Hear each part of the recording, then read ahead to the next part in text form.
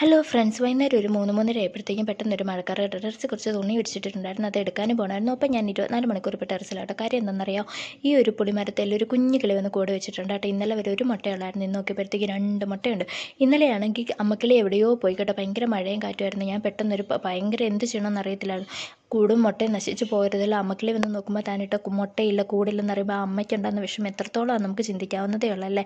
അപ്പം ഞാൻ പെട്ടെന്നൊരു പ്ലാസ്റ്റിക് കവറൊക്കെ വെച്ച് അതിനെ കവർ ചെയ്താൽ മുഴുവൻ കൊണ്ട് ഞാൻ അമ്മക്കിളി വരുന്നിടം വരെ അവിടെ ഉണ്ടായിരുന്നു കേട്ടോ.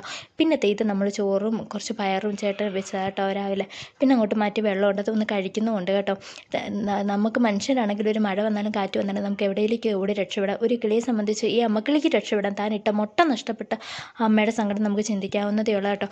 ഈ മുട്ട വിരിയുന്നത് വരെ അല്ലെങ്കിൽ വിരിഞ്ഞ കുഞ്ഞുങ്ങൾ പറക്കുന്നത് വരെ നമുക്ക് ടെൻഷനാണ്. ഒരു കാറ്റും മഴയെന്ന് കേൾക്കുമ്പോഴത്തേക്കും ഭയങ്കര ടെൻഷൻ എന്നെ സംബന്ധിച്ച് ഞങ്ങൾക്ക് രണ്ടുപേർക്കും കേട്ടോ. അപ്പോൾ ഭയങ്കര കാറ്റടിച്ചു കേട്ടോ. അപ്പം ഞാൻ മരത്തിൽ ഇങ്ങനെ കെയർ ചെയ്ത് പിടിച്ചപ്പോഴത്തേക്ക് അതെന്നെ സ്നേഹത്തോടെ